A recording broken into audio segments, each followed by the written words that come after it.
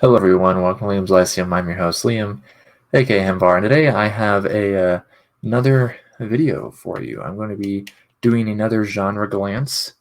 This one is going to be for Cyberpunk. So, for those who've stuck around for a while or are new, you may have noticed a one for Dying Earth, which I did about a year ago, and one for Sword and Sorcery, which I did a year before that.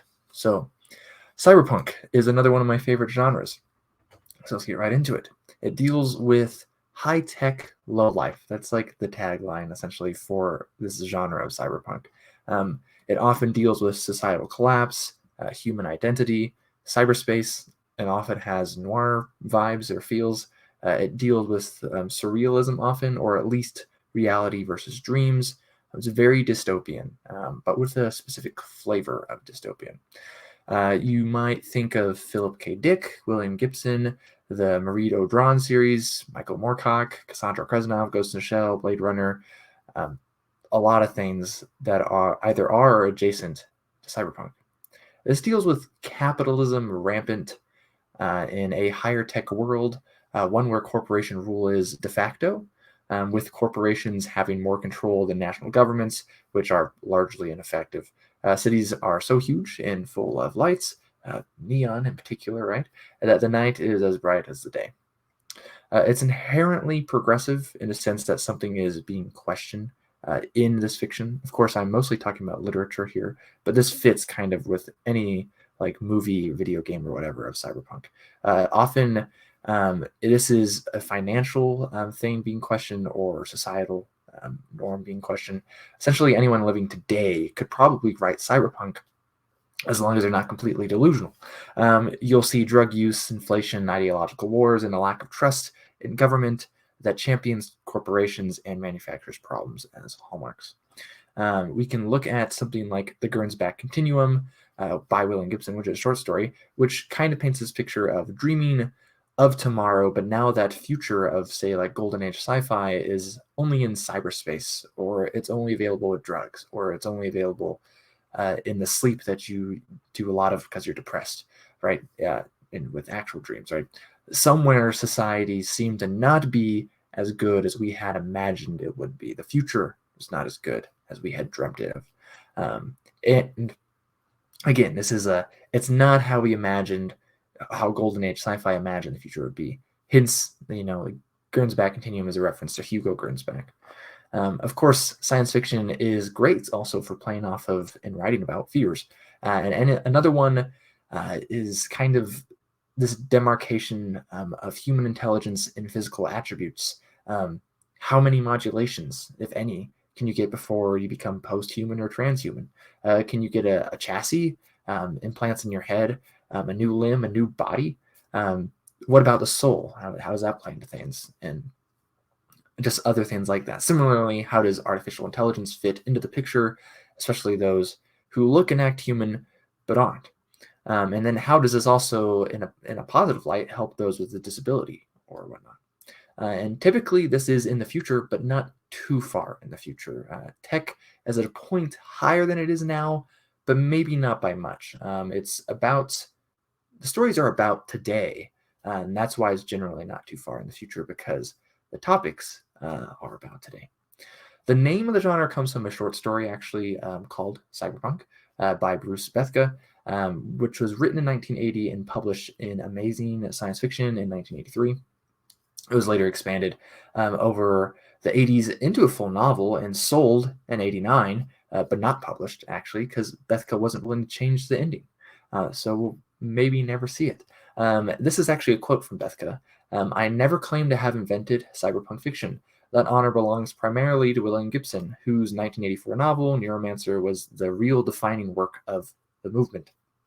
It says at the time, Michael Swanwick argued that the movement writers should properly be termed neuromantics, since so much of what they were doing was clearly imitation Neuromancer. Then again, Gibson shouldn't get sole credit either. Pat Cadigan with Pretty Boy Crossover, Rudy Rucker with Software, W.T. Quick with The Dreams of Flesh and Sand, Greg Bear with Blood Music, Walter John Williams with Hardwired, Michael Swanwick with Vacuum Flowers. The list of early 80s writers who made important contributions towards defining the trope defies my ability to remember their names, nor was it an immaculate conception. John Brunner, Shockwave writer, Anthony Burgess, A Clockwork Orange, and perhaps even Alfred Bester, as The Stars My Destination, all were important antecedents of the thing that became known as cyberpunk fiction. That's a long quote by Bethke, but it works really well for my purposes. The term itself afterwards was picked up by editor Gardner Bozois, or Bozos, I don't know how he says it, and popularized when he used to refer to the writers of these works, that we now refer to as cyberpunk. Gibson had also already written cyberpunk before Neuromancer, such as the short story Johnny Mnemonic, and which came out in 81, if I believe correctly, and I believe you can read it in a short story collection called Burning Chrome, but I may be mistaken on that. I'd like to point out that the manga Akira came out in 82 as well, the movie in 88. Blade Runner, the movie, came out in 82, itself an adaptation of Do Androids Dream of Electric Sheep, which was from 1968, which isn't cyberpunk, but it has a similar mood of cyberpunk. And of course, the tabletop role-playing game, which is famous in the Cyberpunk 2077, the game that came out a few years ago, but is more recently popular as well, is based off of this tabletop role-playing game from 88 by Mike Pondsmith. So, and also in, I believe it was 88, is when the manga for Ghost in the Shell started, and in 95 it was adapted into the hit animated movie. And then you also have an idea of post-cyberpunk and a lot of knockoffs, you could say. The one I'm most familiar with is post-cyberpunk, which is essentially the same with this tech and this world, but the world is not dystopian. Later works of cyberpunk, just to look at them, would be the likes of Cassandra Kresenov by Joel Shepard, which I have here actually, so I'll show you here. This first novel's Crossover. This is from 2001. It's more post-cyberpunk, but I think it hits a lot of the themes. Then you have something like Central Station by Lavi Tidar, 36 Streets by T.R. Napper, Hemispheres by Mark Everglade. I also have here. I forgot to grab the other ones off the shelves. And then you also have the recent Big Book of Cyberpunk, edited by this guy, whatever his name is. What is your name? Jared Shuvrin, which has most of your essential cyberpunk stories from several decades, and it divides it through different sections based off a different theme. You can also add a story like Gutter Ballet by Christopher Rocchio, and Christopher Rocchio also puts in like cyberpunk elements in his novel like Howling Dark, for example. And I would recommend Gutter Ballet as well. And all of these could be considered, all of these like symptoms of cyberpunk essentially could be considered outward signs of an inner problem, that humanity has built itself a prison, and they're stuck in it. Individualism is stifled and only expressed by what brands you use, while simultaneously you are on your own. The system set up so that help is hard to come by from friends or anyone. AI is important because they are the creation of humanity, and it's kind of to be seen whether any good will come of it or what will come of AI. And that still remains to be seen today or argued over, as AI has just become more and more of a reality since the 80s, especially in recent years. So it's really the negatives of cronyism, crony capitalism, corporatism, just capitalism, if you want to put it that way, that's become more realistic, especially since days of like Reagan and Thatcher. Going back to New Age authors like Dick or Michael Moorcock or Barrington Bailey, you can kind of see this idea of cyberpunk coming out. Also stuff like Green Millennium by Fritz Leiber, or Beyond Rejection by Justin Leiber, or Common Attraction by Fritz Leiber again, which feels really close to cyberpunk.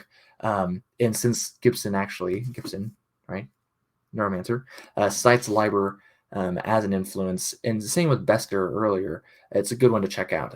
It also has weird skirt-stealing punks, gray skies, knives on fingernails like Molly Millions, and microwaves before they were popular, and weird cultural mores. Another one would be also Delaney's Nova, which prefigures interfacing with computer via implants.